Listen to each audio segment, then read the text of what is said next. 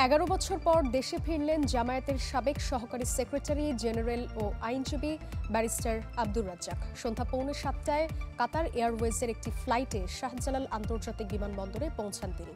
বিমানবন্দরে সাংবাদিকদের মুখোমুখি হন এই আইনজীবী। বলেন, দীর্ঘদিন পর দেশে ফিরে ভালো লাগছে, আবারও আইন অঙ্গনে ফেরার কথা জানান তিনি।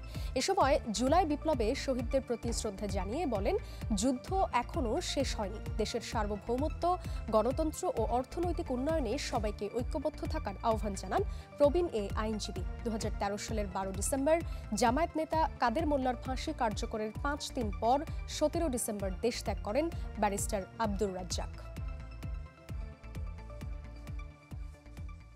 আইনের শাসন একটি অতি বড় জিনিস। বাংলাদেশে যদি আমরা আইনের শাসন প্রতিষ্ঠিত করতে পারি, তাহলে আমাদের রাজনীতি সফল হবে, অর্থনৈতিক উন্নতি হবে। সুতরাং আইন অঙ্গনেই আমার বিচরণ, আইন অঙ্গনেই আমি থাকব। আইনের মাধ্যমে আমি দেশ এবং জাতির খেদমত যতটা আল্লাহ তাআলা আমাকে তৌফিক দেন সেটা করার চেষ্টা করব।